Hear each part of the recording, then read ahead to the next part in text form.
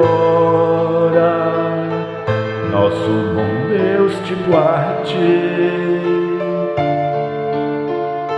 Como estiveres pensando, nosso bom Deus te use.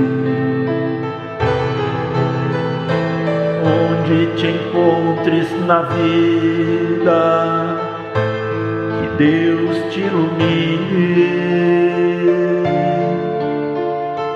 Com quem esteja seguindo, nosso Senhor te guie. No que fizeres tu,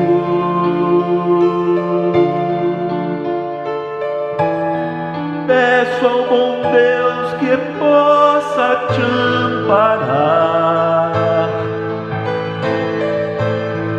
e em cada passo teu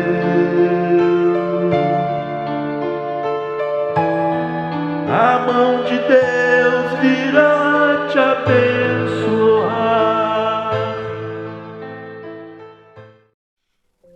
Bom dia, boa tarde, boa noite a todos vocês que estão nos assistindo.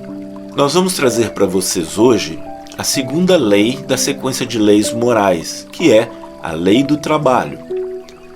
Nós vamos, como sempre, utilizar como suporte o Livro dos Espíritos de Kardec e o livro Filosofia Espírita de Miramês, no seu volume 14º. O trabalho de qualquer espécie, particularmente aquele que faculta o desenvolvimento ético-moral do ser humano, é uma lei cósmica. Jesus teve ocasião de afirmar: "Meu Pai trabalha até hoje e eu próprio trabalho." Após longos períodos de crescimento moral, a sociedade entendeu que o trabalho não é uma punição imposta pela divindade, mas um recurso dos mais valiosos para a educação dos sentimentos e um mecanismo eficaz para facultar o entendimento da vida e a melhor maneira de alcançar-se a plenitude. Constata-se o valor moral de um indivíduo, entre outros valores, pela sua capacidade de trabalhar, mantendo-se ativo no cumprimento do dever de contribuir em favor do progresso social e moral de todos, ao tempo em que a atividade lhe constitui verdadeira terapia preventiva a diversos males que atacam o organismo e interferem no comportamento emocional. O trabalho é lei de Deus para a vida. E agora, buscando o Livro dos Espíritos de Kardec, na questão 674, Kardec pergunta: a necessidade do trabalho é uma lei da natureza? Resposta: o trabalho é uma lei da natureza e por isso mesmo é uma necessidade. A civilização obriga o homem a trabalhar mais, porque aumenta suas necessidades e os seus prazeres. E na questão 675, pergunta: só devemos entender por trabalho as ocupações materiais? Resposta: não. O espírito também trabalha, como o corpo. Toda ocupação útil é trabalho. E na questão 676, pergunta: por que o trabalho é imposto ao homem? Resposta: é uma consequência da sua natureza corpórea e uma expiação ao mesmo tempo, um meio de aperfeiçoar a sua inteligência. Sem o trabalho, o homem permaneceria na infância intelectual. Eis porque ele deve a sua alimentação, a sua segurança e o seu bem-estar ao seu trabalho e à sua atividade. Ao que é de físico franzino, Deus concebeu a inteligência para o compensar, mas há sempre trabalho.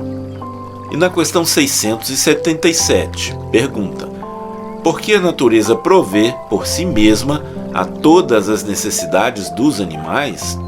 Resposta: tudo trabalha na natureza. Os animais trabalham como tu, mas o seu trabalho, como a sua inteligência, é limitado aos cuidados da conservação. Eis porque entre eles o trabalho não conduz ao progresso, enquanto entre os homens tem um duplo objetivo: a conservação do corpo e o desenvolvimento do pensamento, que é também uma necessidade e que o eleva acima de si mesmo. Quando digo que o trabalho dos animais é limitado aos cuidados de sua conservação, refiro-me ao fim a que eles se propõem, trabalhando. Mas enquanto, sem o saberem, eles se entregam inteiramente a prover as suas necessidades materiais, são os agentes que colaboram nos desígnios do Criador. Seu trabalho não concorre menos para o objetivo final da natureza, embora muitas vezes não possais ver o seu resultado imediato. E agora nós vamos ver um vídeo onde será apresentado um texto de Khalil Gibran, extraído do site Momento Espírita, da Federação Espírita do Paraná. Vamos lá.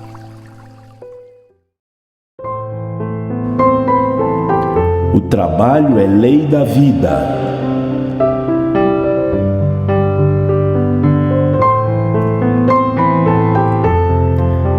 Na natureza, tudo trabalha.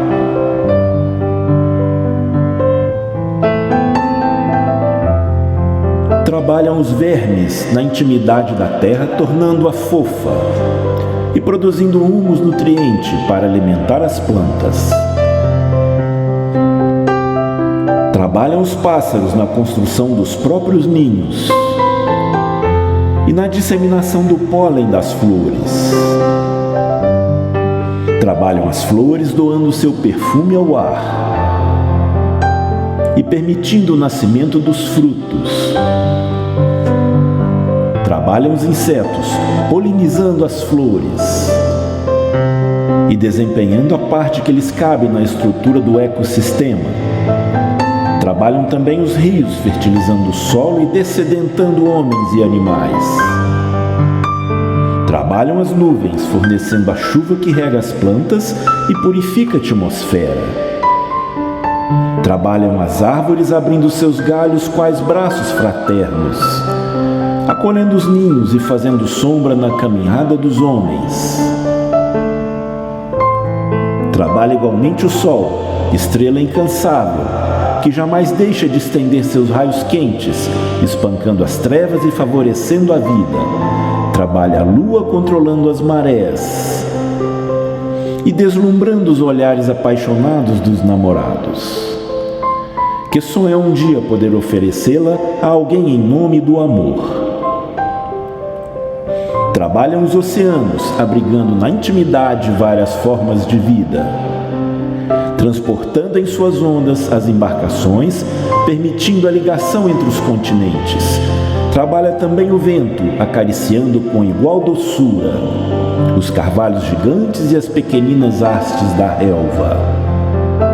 Tudo na natureza trabalha. E trabalham também os homens. Mas todo trabalho é vazio, exceto quando há amor. É pelo trabalho que nos unimos a nós mesmos, unindo-nos uns aos outros e a Deus. E o que é trabalhar com amor?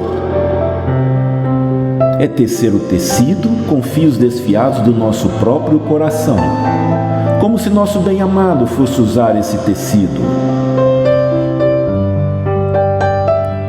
É construir uma casa com afeição, como se nosso bem-amado fosse habitar essa casa. É semear as sementes com ternura e recolher a colheita com alegria,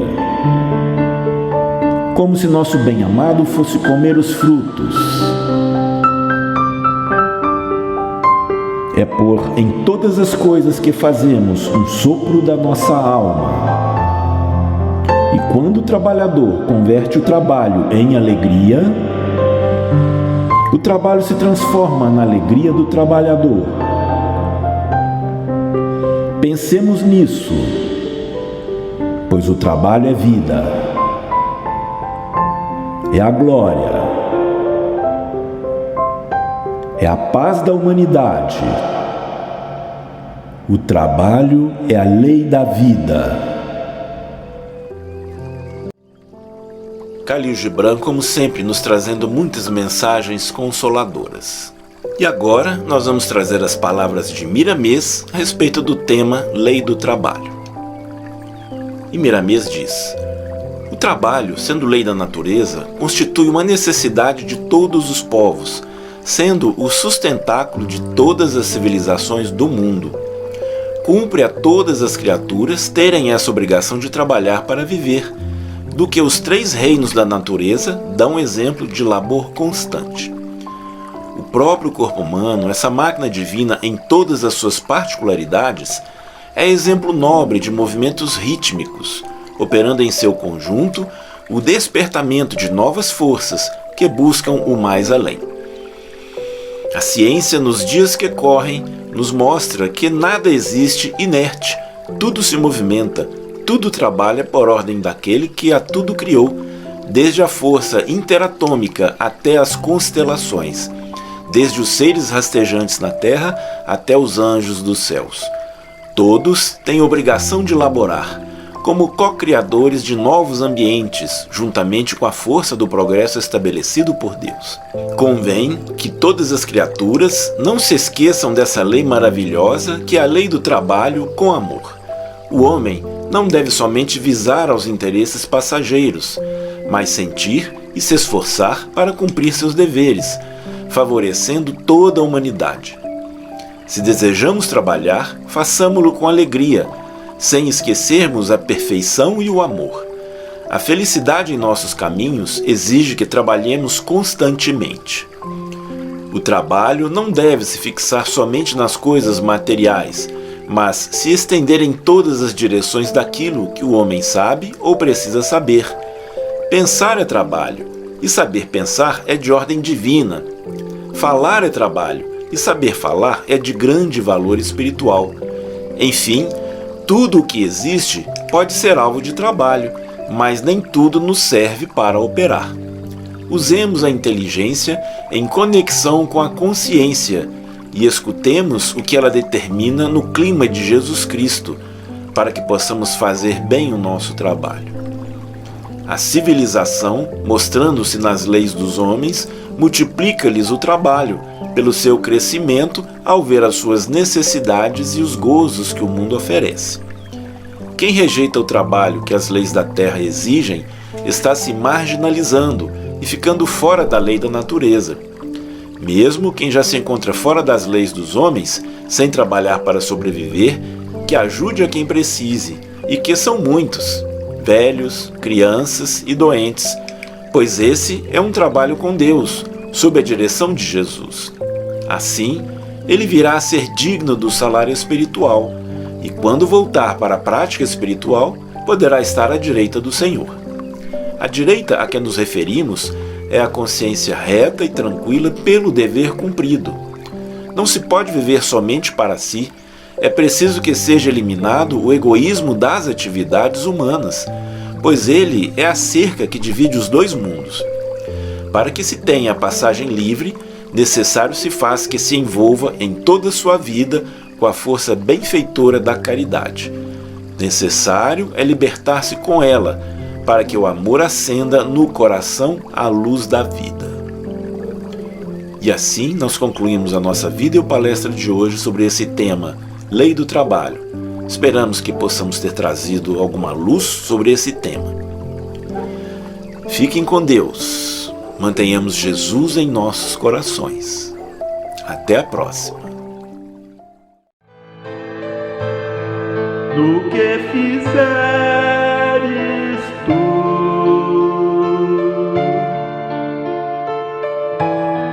peço ao bom Deus que possa te amparar, e em cada passo